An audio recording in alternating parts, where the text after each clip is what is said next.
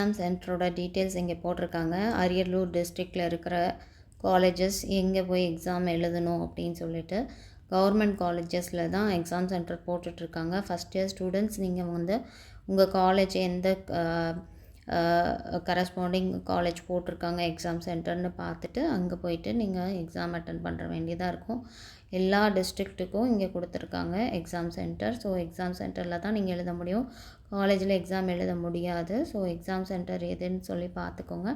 அடுத்தது hall ticket உங்களுக்கு வரும். ஹால் டிக்கெட் வந்த பிறகு நீங்கள் எக்ஸாம் எழுத வேண்டியதான். ஐடி கார்டு இன்னும் ஃபஸ்ட் இயர் ஸ்டூடெண்ட்ஸ்க்கு வராமல் இருந்ததுன்னா ஐடி கார்டு வரும். அதுக்கப்புறமேட்டு நீங்கள் எக்ஸாம் எழுதிக்கலாம். இது எல்லாமே ஃபுல் அண்ட் ஃபுல் வந்து எக்ஸாம் சென்டர் தான்.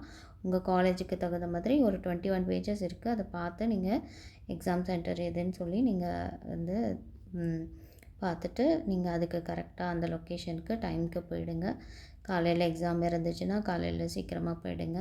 10 o'clock எக்ஸாம்னா 9:30க்குள்ளே அங்கே இருக்க மாதிரி பாருங்கள் மேக்ஸிமம். அதுக்கப்புறமேட்டு லேட்டாக போனீங்கன்னா உள்ளே அலோவ் பண்ண மாட்டாங்க. அதே மாதிரியே செகண்ட் இயர் 2 மணிக்கு எக்ஸாம் அப்படின்னா 1:30க்குள்ளேயாவது அங்கே போகிற மாதிரி பார்த்துக்கோங்க.